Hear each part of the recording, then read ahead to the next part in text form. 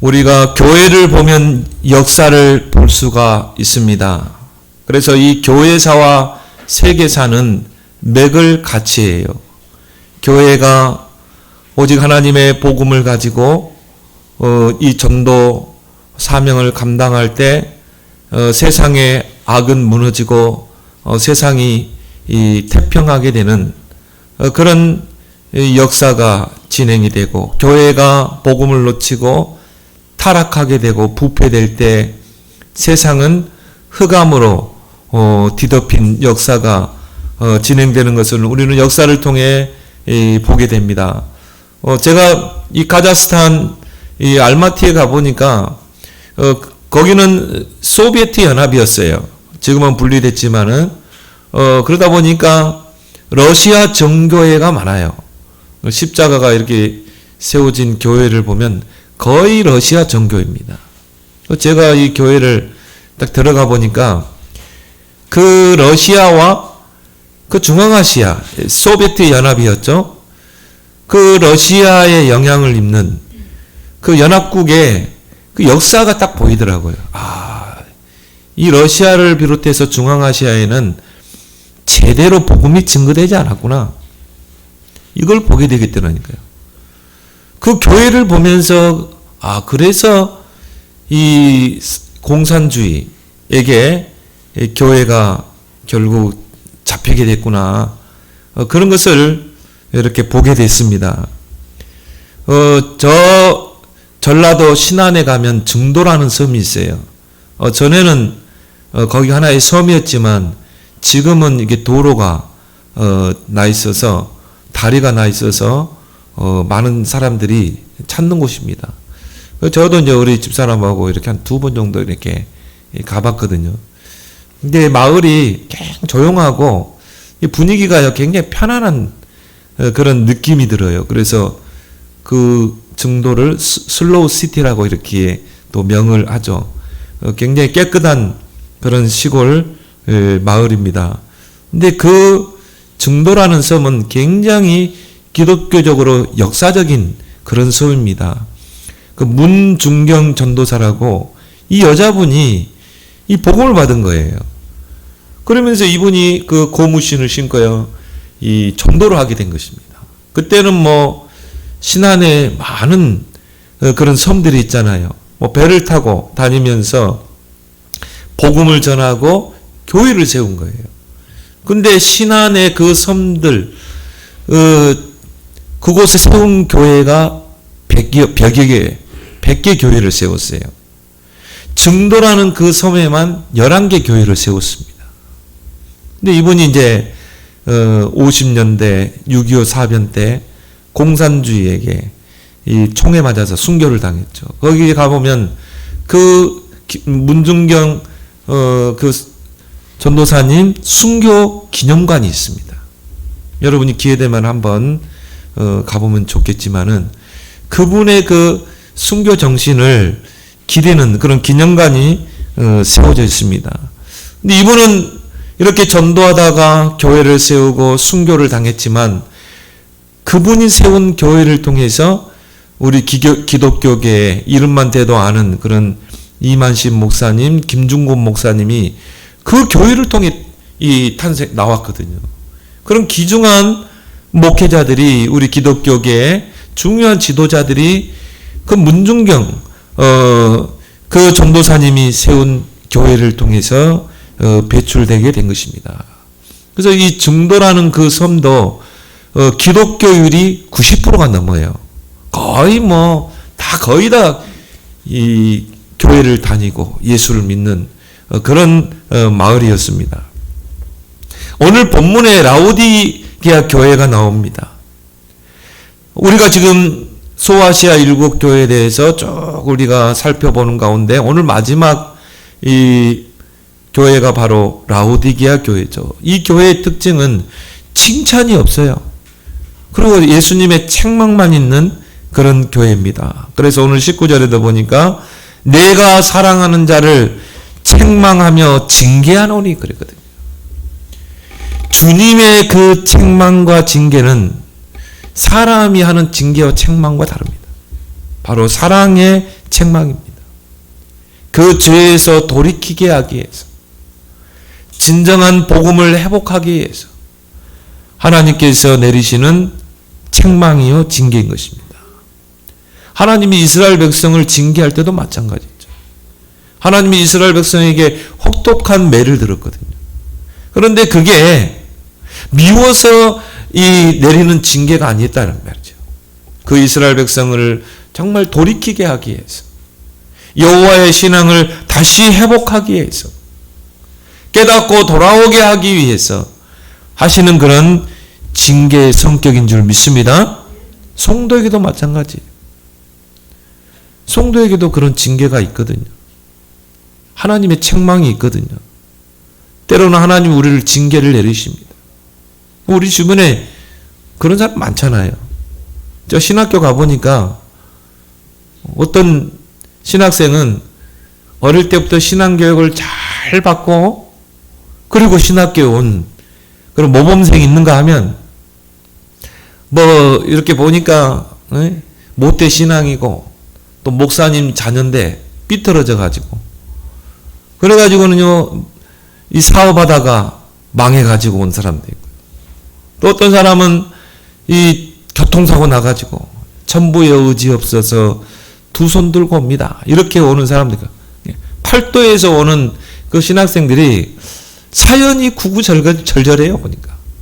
제가 그때 깨달은 게 뭐냐면은 아 그래 맞고 올래 안 맞고 올래 그거구나. 이왕이면 안 맞고 오는 게 좋은데 그걸 제가 깨닫게 되더라고요. 하나님께서 그 백성에게 그 내리시는 그 채찍도 마찬가지입니다. 우리는 하나님과의 관계가 영적으로 부자간 게 아닙니까? 그래서 우리가 하나님을 아버지라고 부르잖아요. 하나님과 그 자녀와의 관계는 부자관계예요. 영적으로 부자관계입니다. 하나님에게는 여러분이 그 자녀예요. 아들이에요. 그래서 부모가 자식을 때로는 채찍을 드는 것처럼 하나님도 우리를 다른 길로 갈 때는 채찍을 드는 것입니다. 그거는 어떻게 보면 부자간의 혈맹 관계에서는 당연한 것이 아니겠습니까? 자녀가 삐뚤어진 길로 가는데 그냥 둘 부모가 없잖아요. 물론 뭐 엊그저께 TV에 보니까 그런 뭐 인간이기를 포기하는 그 아버지 계모 얼마나 두들겨 팼는지 그래서 결국 죽게 만드는 그런 폐류나 그거는 인간이기를 포기한 짐승도 그렇게 자식을 그렇게 개패듯이 패지 않잖아요. 그런 인간 말종들이 있는가 하면 대부분의 부모는 그 자녀를 사랑하기 때문에 때로는 매를 듣기도 하고 잔소리도 하고 구중도 하는 것입니다. 하나님도 마찬가지입니다. 히브리서 12장 7절 8절에 보면 어찌 아버지가 징계하지 않는 아들이 있으리요. 그래서 하나님도 마찬가지다. 징계가 없으면 사생자라 이 말이에요. 내 자식이 없으면요.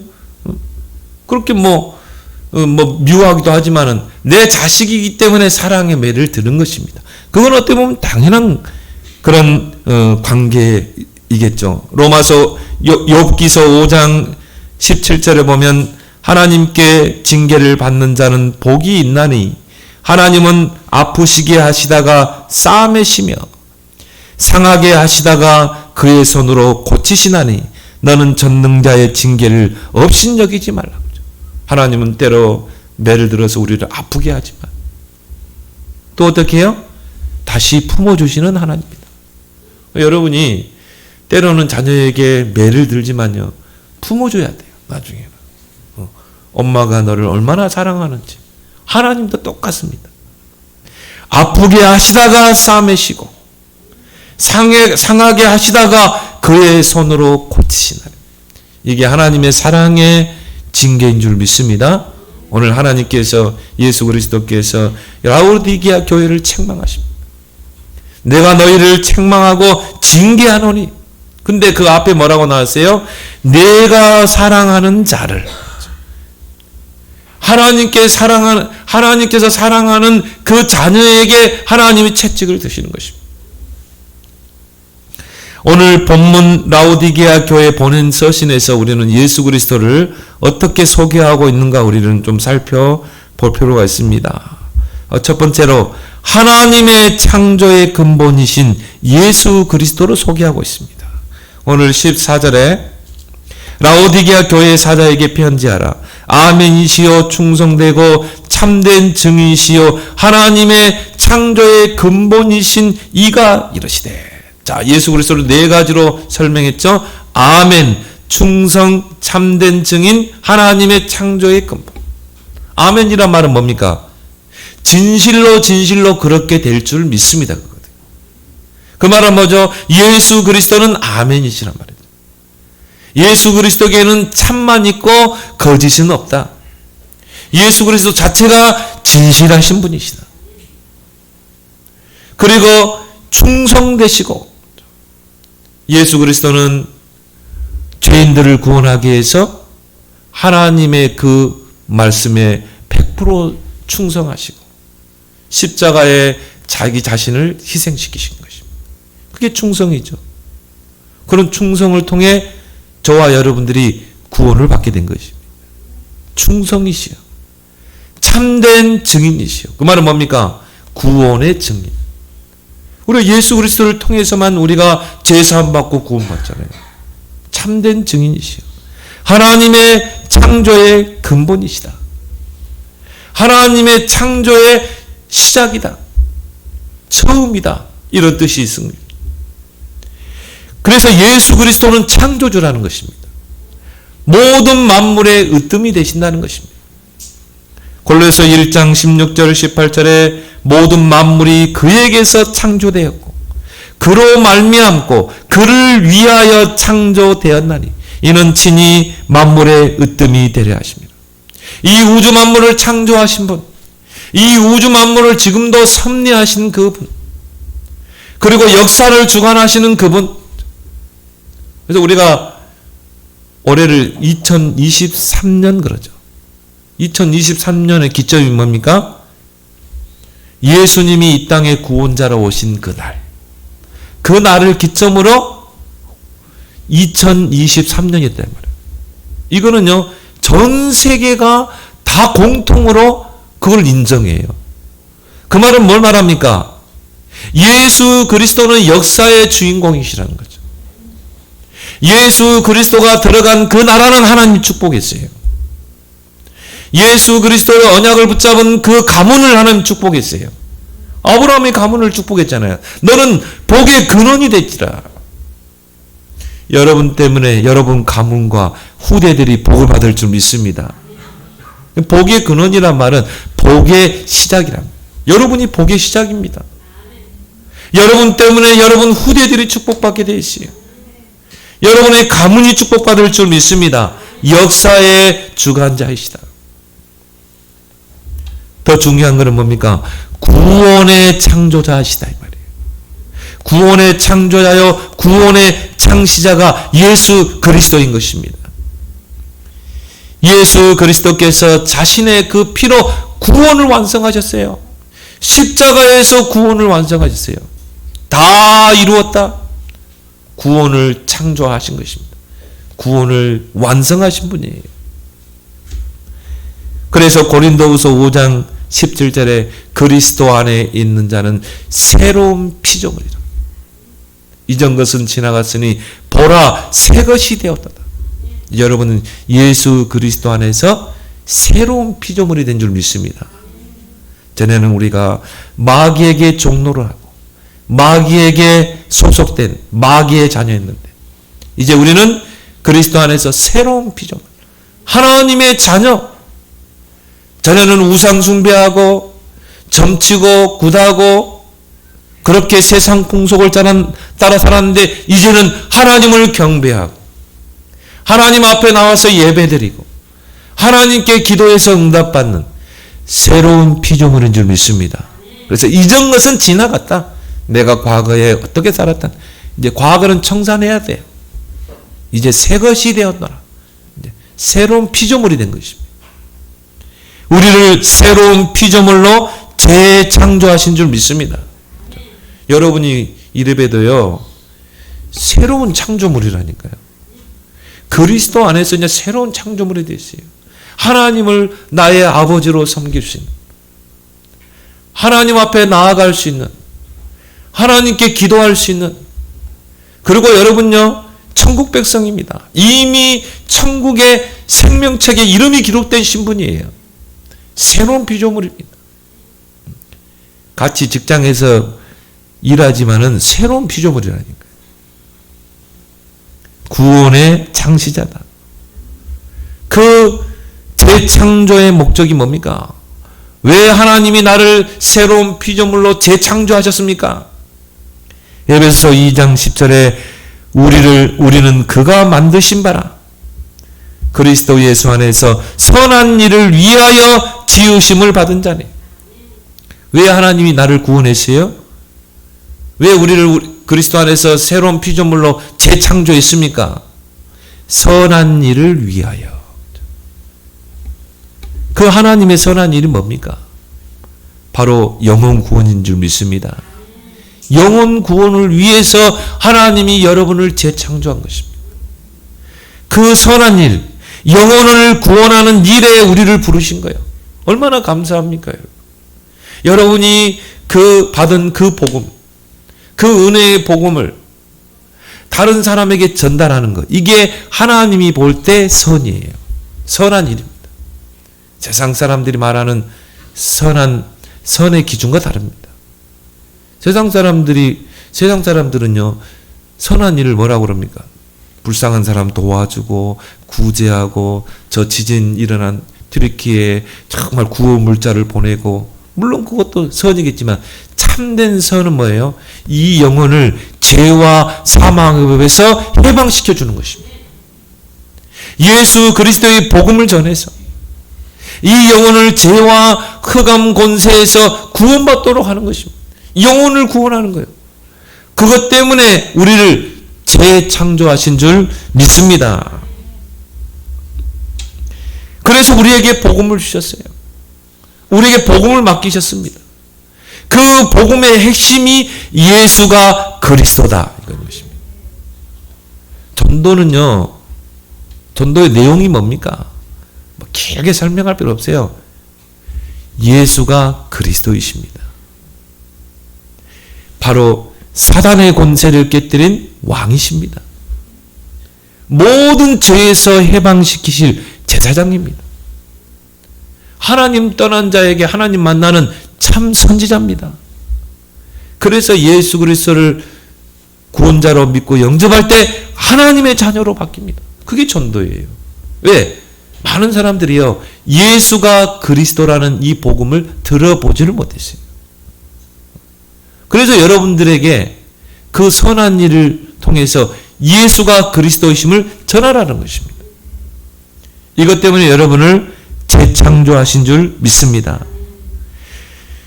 예수 그리스도께서는 지금도 이 재창조의 능력으로 역사하십니다. 로마서 10장 13절에 누구든지 주의 이름을 부르는 자는 구원을 받으리로다. 1900년도에 평양에 대깡패가 있었어요. 그 사람이 김익두입니다.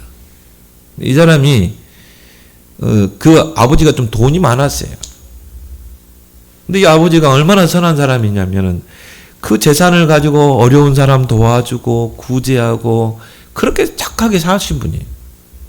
근데 아버지가 병이 들어 죽은 것입니다. 그렇게 착하게 살고 선하게 살았던 그 아버지가 갑자기 죽은 거예요. 병이 들어서. 그러니까 김익두가요, 아니 왜 우리 아버지는 이렇게 착하게 살고 선하게 사는데 왜 이렇게 갑자기 병이 와서 그냥 죽는 걸까? 그거를 계속 질문한 것입니다. 왜 아버지는 이렇게 평생을 착하게 선하게 사신 분인데 이렇게 돌아가셨을까? 답을 못 찾았어요. 그래서 절에 간 것입니다. 불교에 이제 입문해서 절에 갔는데 거기서도 답을 못 찾은 거예요. 그래가지고 이제 재산은 다 탕진해버리고, 그래가지고 이제 한마디로 이제 삐뚤어진 거죠. 얼마나 이 깡패 짓을 했냐면은 평양에 그 장사하는 사람 있잖아요. 막 돈 갈취하고 그리고 주먹을 휘두르고 기믹도가 온다 그러면 아이들이 막 숨을 정도로 그 어떤 행상을 하는 아주머니는 성황당에 가서 빌기를 기믹도 만나지 않게 해주세요. 기믹도 그 정도로 한마디로 불황자였어요. 이 불황자가요 또 두 가지 이야기가 있죠. 어떤 이 선교사님 여자 선교사님을 통해서 전도지 한 장을 이렇게 받은 것입니다. 근데 이제 그 전도지를 그냥 이 구기구 해야지 집어넣은 거예요. 근데 그걸 읽다가 변화됐다. 또 어떤 분은 그 외곽에서 장로님을 만나서 복음을 받고 변화했다. 하여튼 누구를 통해서든 복음을 받은 것입니다. 아, 예수가 그리스도구나. 모든 문제 해결자구나. 이 복음을 듣고 거기서 회심하게 되죠. 그래서 이 김익도가요. 그 평양의 대깡패가 하루아침에 전도자로 바뀐 것입니다. 전도 훈련 한 번도 안 받은 분인데 진짜 예수 그리스도의 답을 얻은 거죠. 그 다음 날부터 이분이 전도하기를 시작했어요. 예수 그리스도는 구원자입니다. 예수 믿어야 천국 갑니다. 예수 믿지 않으면 지옥 갑니다. 근데 그것 가지고도 안 돼. 많은 사람들이 그 김익도를 보고 이제 복음을 듣고 하나님 앞에 나오게 되죠. 근데 더 많은 사람들을 구원해야 된다 이 말이에요. 그러니까 예수 믿으면 천국 가고 예수 믿지 않으면 지옥 갑니다. 그것도 길어. 그래서 딱 두 마디 했죠. 예수 천당, 불신 지옥. 그걸 외치는데요. 많은 영혼들이 구원받았어요. 어떤 깡패라 할지라도 어떤 불황자다 할지라도 그 영혼에게 복음이 들어가게 되면 복음이 심기게 되면 재창조의 역사가 일어날 줄 믿습니다. 하나님의 선한 일에 쓰임받는 자가 되기를 바랍니다. 하나님의 선한 일 전도하고 선교하고 렘넌트 키우는 것. 저는 이것만큼 중요한 하나님의 선은 없다고 보거든요. 이거 없어가지고 망한 거 아닙니까? 이스라엘이. 정말 이 복음을 나를 아는 모든 사람에게 전달해주고 또 문화권이 다른 그 나라에 가서 복음을 전해주고 그리고 이 복음을 전달할 후대를 키우고 저는 이것만큼 중요한 그런 일은 없다고 보거든요. 어제 우리 전도자도 그런 이야기 했죠. 나에게 맞는 전도 일정표를 짜라. 여러분이 추운 겨울도 지났고 이제 이 집합 명령도 이제 해제되고 마스크도 벗어도 돼요. 여러분. 이제 전도하길 바랍니다. 여러분에게 맞는 나의 전도 일정표를 한번 짜보세요. 나는 오늘 어떻게 전도할 것인가? 여러분 주보 있잖아요. 주보 전달해줘도 돼요. 여러분이 전도지 저 뒤에 많이 있죠? 나는 이번 주간에 이 전도지 10장을 가지고 가서 나를 알고 있는 사람에게 전달할 것이다. 물론 여러분이 말로 예수는 그리스도이십니다. 이렇게 전도할 수 있지만 여러분이 기도하면서 전달해주는 그 주보 한 장. 여러분이 정말 기도하면서 그 영혼 구원의 가슴을 가지고 전달하는 그 전도지 한 장이 이 사람의 인생을 바꾸게 될 줄 믿습니다. 그 인도의 선다싱이요. 인생의 회의감을 느끼고 죽어야 되겠다. 그러니까 이 사람이 철로에 누워가지고요. 기차가 오기를 기다린 것입니다. 삶의 회의감을 느꼈어요. 그 기차가 오면 이제 자살해 죽잖아요. 기차에 치여서.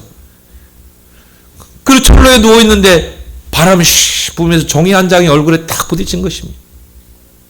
딱 보니까 거기에 뭐라고 적혔냐면은 수고하고 무거운 짐진 자들아 다 내게로 오라. 내가 너희를 쉬게 하리라. 아니 내가 지금 수고하고 무거운 짐진 인생인데 나를 쉬게 하실 분이 이분이 누구냐 이 말이에요. 그래가지고는요 그분이 누군가 알고 보니까 예수 그리스도라. 그 선다싱이 그 자리에서 예수 그리스도를 구원자로 이제 영접한 것입니다.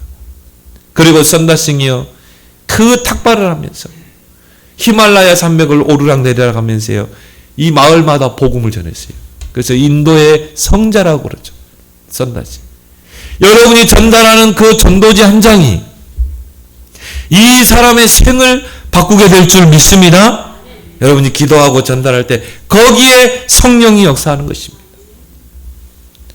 그리고 교회의 창시자가 바로 예수 그리스도이신 것입니다.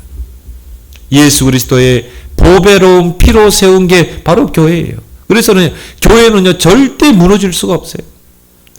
물론 교회당은 팔리고 해요. 무너질 수 있습니다. 자 핍박 지역에 보니까 교회도 막 무너뜨려요. 십자가도 다 무너뜨리고. 그런데 교회는 무너뜨릴 수 없어요. 왜 그렇습니까? 그리스도께서 피로 세운 교회이기 때문 것입니다. 마태복음 16장에 베드로가 그리스도를 고백할 때 주는 그리스도시요 살아계신 하나님의 아들이십니다. 그때 예수님이 뭐라고 그랬습니까? 바요나 시몬아 네가 복이다.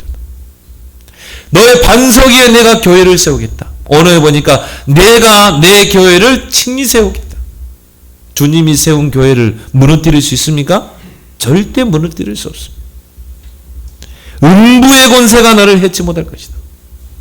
천국 열쇠를 너에게 맡기겠다. 하나님이 예수 그리스도께서 천국 열쇠를 누구에게? 교회에 맡긴 것입니다.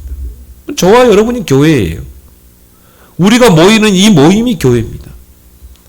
그 교회에 예수님께서 천국 열쇠를 맡긴 거예요.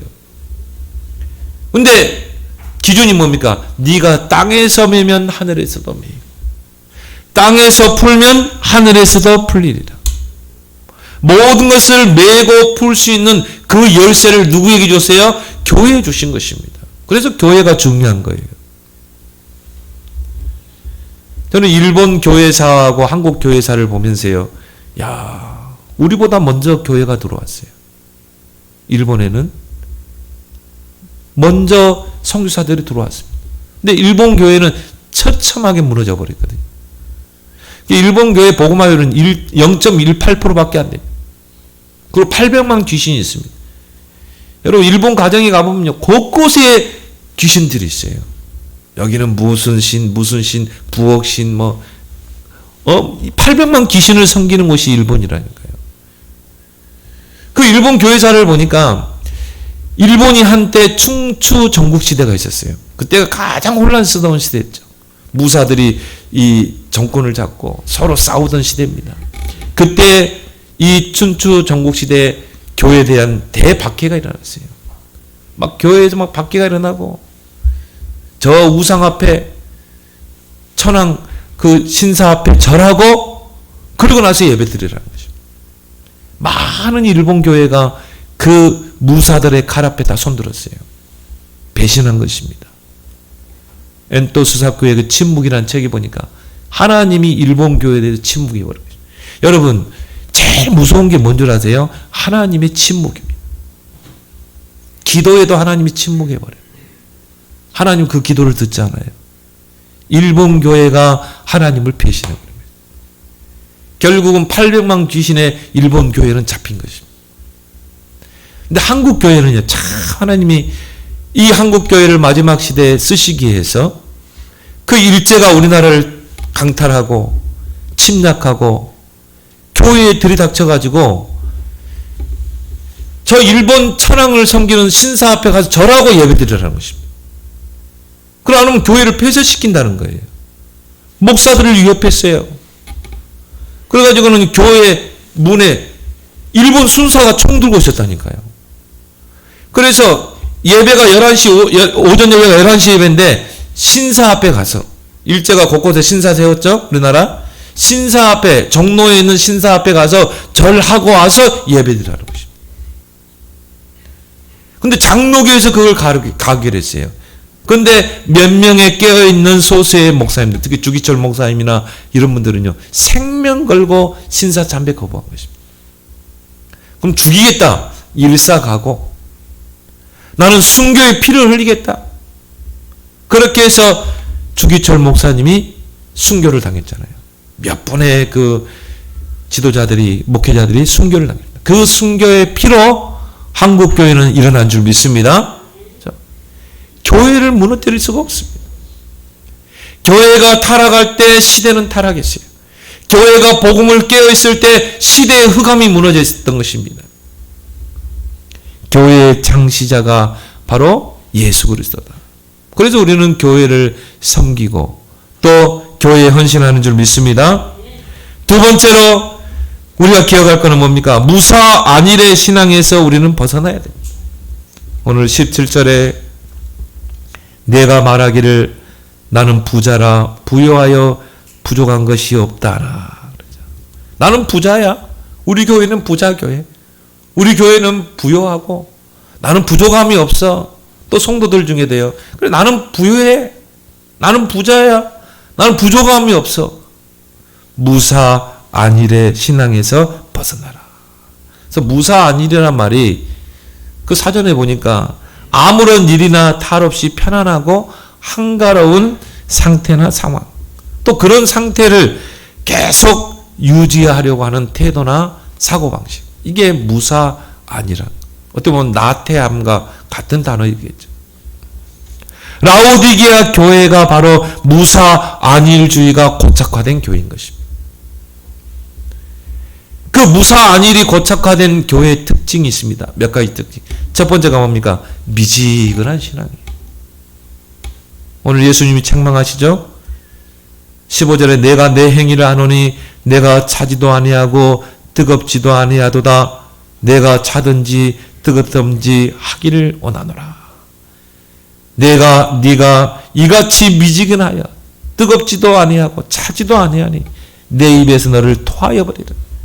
신앙이 미지근해가지고 뜨겁지도 않고 차갑지도 않는 이런 무사안일주의 신앙. 신앙에 성령의 체험이 없어. 은혜 체험이 없어요.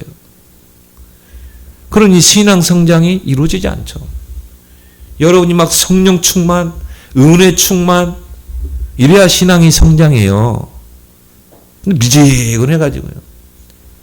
성령이 역사하고 있는데 성령 체험이 없어. 하나님은 은혜 받으라고 하는데 은혜 체험이 없어.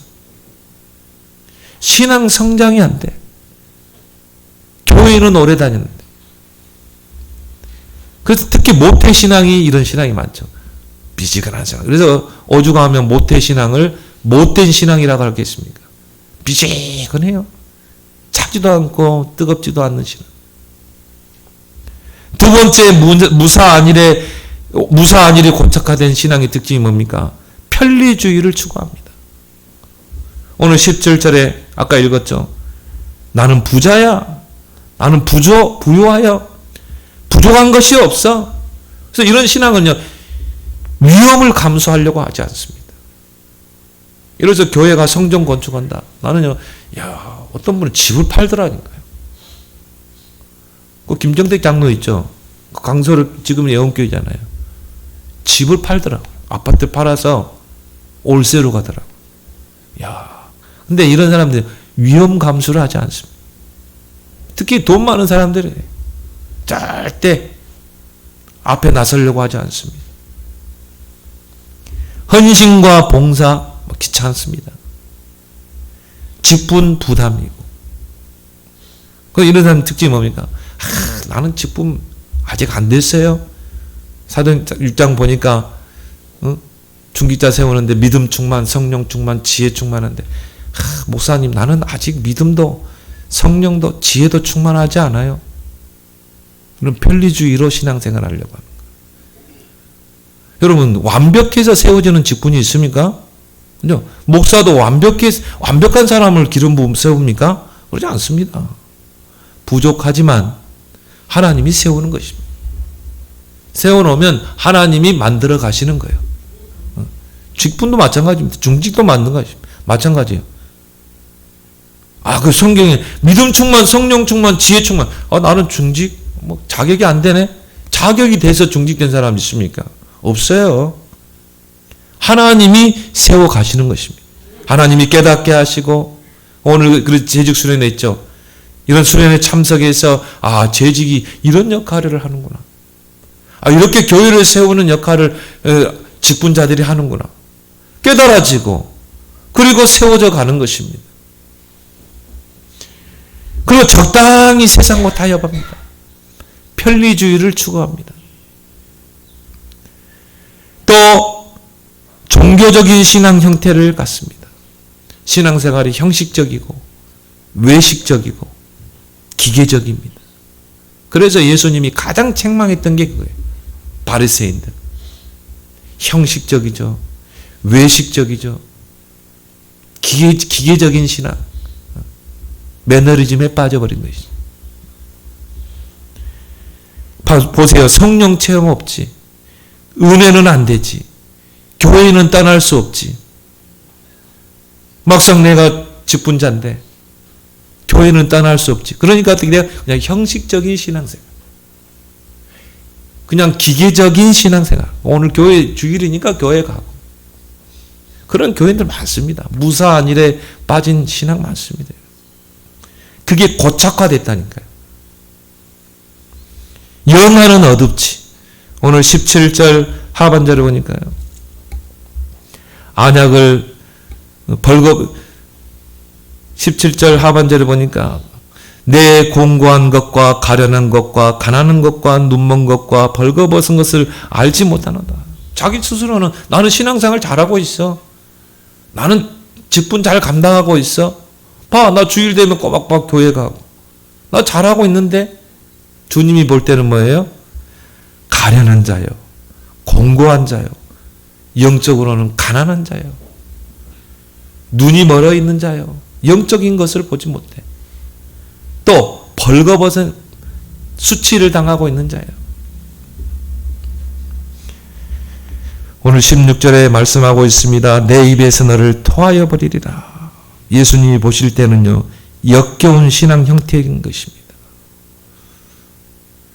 그래서 오늘 18절에 예수님의 권면이 나오죠.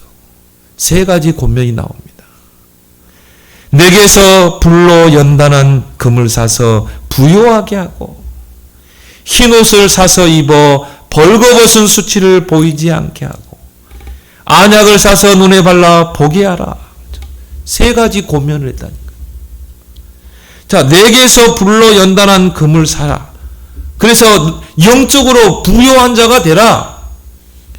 금은 뭘 상징합니까? 믿음을 상징합니다. 정금 같은 신앙, 믿음을 상징하죠. 내게 와서 금을 사라는 믿음을 사라는 것입니다. 믿음의 성장이 이루어져야 되잖아요. 그래서 영적으로 부유한 자가 되라. 두 번째 권면은 흰옷을 사서 입어 벌거벗은 수치를 보게 하라. 그 흰옷이 뭡니까? 그리스도 옷인 것입니다. 그리스도로 옷 입고 너의 벌거벗은 수치를 가리라는 거죠. 왜? 그래 안 하면 불신자들이 다 봅니다. 불신자들 안 보는 거 같죠? 다 봅니다. 저 사람은 진짜 그리스도. 저 사람은 그냥 종교인. 안약을 사서 눈에 발라 보게 하라. 눈이 소경돼 가지고요. 영적인 것을 몰라. 그래서 안약을 발라서 눈을 치유하고 밝히 보라는 것입니다.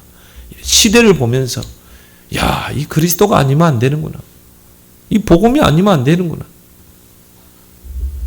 그 특징이 뭡니까? 예수님의 그 권면의 특징. 내게서 와서 사라는 것입니다. 예수 그리스도 앞에 가서 사라는 거예요. 뭘 사요? 세 가지를 사라고 그랬죠. 금을 사고 흰 옷을 사고 안약을 사라.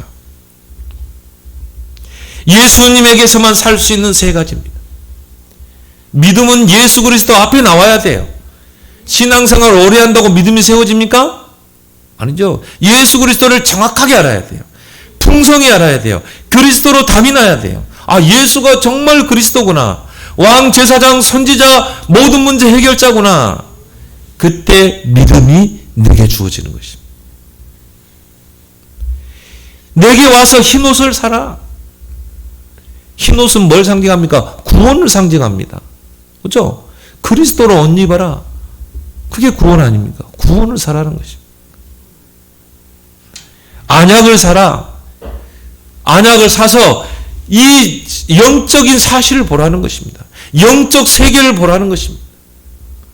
이 영적 세계를 보지 못하니까 기도가 안 되는 거죠. 기도할 때 성령이 역사하죠. 기도할 때 흑암이 결박되죠. 기도할 때 보좌의 능력이 임하죠. 기도할 때 하나님의 나라가 임하게 되죠. 알면 기도하게 돼 있어요, 여러분. 기도는 영적인 과학이다. 진짜 알면 기도하게 돼 있습니다. 근데 내 눈이 소경이 돼 있는데 어떻게 기도합니까? 안 보이는데. 영안이 열려야 그 보이잖아요. 성령의 역사, 천군천사가 동원되고 보좌의 능력이 임하고 흑암 저주 세력이 막 여름 발 앞에 막 떠나가고 하나님의 나라가 임하고 이거는 영안으로만 볼 수 있는 거예요. 그래서 내게 와서 안약을 사가지고 가서 네 눈에 바르라는 것입니다. 그래서 밝히 보라. 그거는 책망이 아닙니다. 사랑의 권면인 줄 믿습니다. 그 교회를 사랑하시는 그 주님의 권면입니다. 그래서 내가 사랑하는 자에게 징계하노니. 세 번째로요, 교회의 문을 두드리시는 예수님입니다. 우리가 잘 아는 성경 구절이죠. 20절에 볼지어다 내가 문 밖에 서서 문을 두드리노니 누구든지 내 음성을 듣고 문을 열면 내가 그에게로 들어가 그로 더불어 먹고 그는 나로 더불어 먹으리라. 예수님이 문 밖에서 문을 두드리고 계세요. 성도들의 마음의 문을 두드리고 교회의 문을 두드리고 계십니다. 근데요, 문을 열어주지 못하는 세 가지 이유가 있습니다. 문은 안에서 열어야 돼요. 예수님이 열고 들어갈 수 없어요. 안에서 문을 열어줘야 돼요. 근데 문을 열어주지 못하는 세 가지 이유가 있다. 첫 번째가 뭡니까? 예수님이 누구신지를 몰라. 문 밖에 누가 왔는지 모르는, 누가 문을 열어줍니까? 나하고 전혀 모르는 사람이 문을 두드리면 열어줄 사람 있어요? 큰일 나지? 밖에서 문을 두드리는 분이 누군지를 몰라. 그러니까 문을 못 열어주는 거죠. 여러분이 윤석열 대통령이 여러분 집에 방문한다면 어떻게 하겠습니까? 며칠 동안 아마 청소할 겁니다. 닦고 쓸고 몇 번 하고 리모델링 하고 막 할 겁니다. 벽지 다시 바르고 버릴 거 버리고. 왜? 윤석열 대통령을 내가 알거든요. 윤석열 대통령은 검찰총장으로 계시다. 대통령에 당선된 분. 이 나라의 통수권자. 근데 윤석열 대통령이 온다는 거예요. 그러면요, 집안 청소하고 막 카페트를 쫙 깔아 놓을 거예요, 막. 대통령이 온다. 물론 뭐 피켓 들고 뭐 시위하는 사람도 있겠지만, 윤석열 대통령이 이 나라의 통수권자야 귀중한 사람이라 알면 활짝 문을 열겠죠. 영접하겠죠. 근데 문 밖에서 문을 두드리는 분이 누군지를 몰라. 그런 교회 많습니다, 여러분. 예수님이 그리스도라는 사실을 모르고요. 그냥 교회만 다녀. 그냥. 그러니 어떻게 마음문을 엽니까? 그냥 그 썬데이 교인이지. 절대 문 안 열립니다. 두 번째 문을 열어주지 못하는 두 번째 이유가 뭡니까? 잠자고 있어요. 신앙의 깊은 잠에 빠진 교회.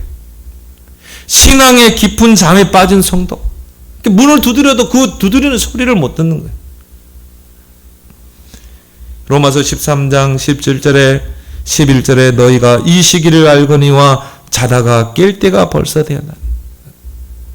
우리가 깨어 있어야 문을 두드리는 분이 예수님 문을 두드리는 것을 소리를 듣고 문을 열 거 아니겠습니까? 근데 깊은 신앙의 잠이 들어가지고는 문 두드리는 소리도 못 듣는 거예요. 세 번째, 왜 문을 안에서 못 열어줍니까? 만사가 귀찮아요. 남편 문제, 자식 문제, 경제 문제, 여러 가지 문제 때문에 막 문 두드린다. 막 그것도 귀찮아. 예수님 나 귀찮아요.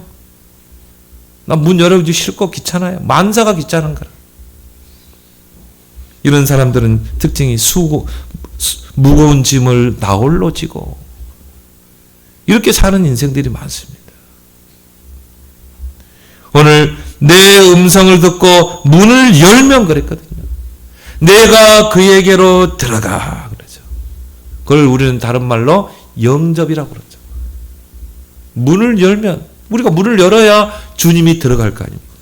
내가 들어가 그로 더불어 먹고 그는 나로 더불어.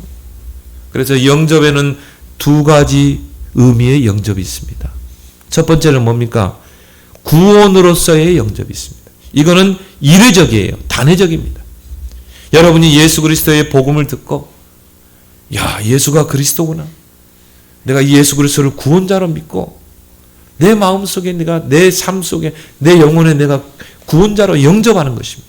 이거는 이례적인 영접입니다. 그래서 구원의 요한복음 1장 12절에 영접하는 자 곧 그 이름을 믿는 자들에게는 하나님의 자녀가 되는 권세를 주었습니다. 내가 예수님을 영접했다는 말은 뭡니까? 예수 그리스도를 구원자로 내가 알았다는 것이죠. 예수가 그리스도 구원자인 것을 내가 알았기 때문에 내가 믿고 영접하는 것입니다. 믿지 않고는 영접이 안 돼요. 어떤 사람은 영접 그냥 해주는 거지. 그래서 우리가 복음 편지를 가지고 또 양육해서 복음을 전해서 사과에 영접이 한 번 더 들어가잖아요. 그냥 영접해 준 사람 많습니다. 그래서 우리는 개인 양육으로 들어가야 되는 것입니다. 내가 예수 그리스도를 구원자로 믿었기 때문에 영접하는 거예요. 그렇기 때문에 그때 하나님의 자녀로 신분이 완전히 바뀌게 되고 내 인생에 재창조가 일어날 줄 믿습니다. 그래서 구원에는요 5단계가 있습니다.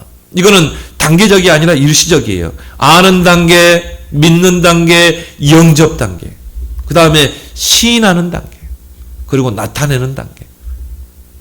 이게 구원의 5단계라고 그러죠.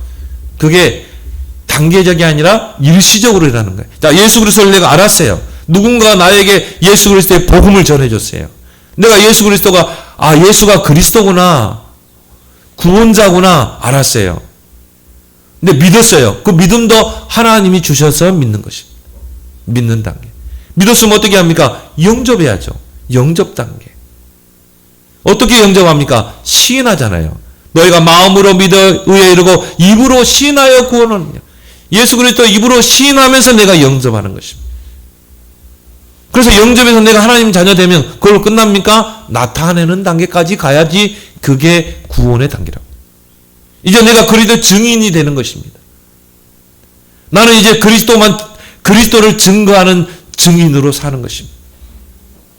그게 구원의 5단계인 줄 믿습니다. 근데 이게 일시적으로 일어나는 거예요. 전도라는 게 훈련으로 되어지는 게 아닙니다.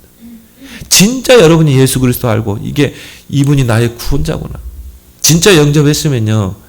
시인하고 연결했으면 전도로 인생은 귀결되게 되어 있는 것입니다.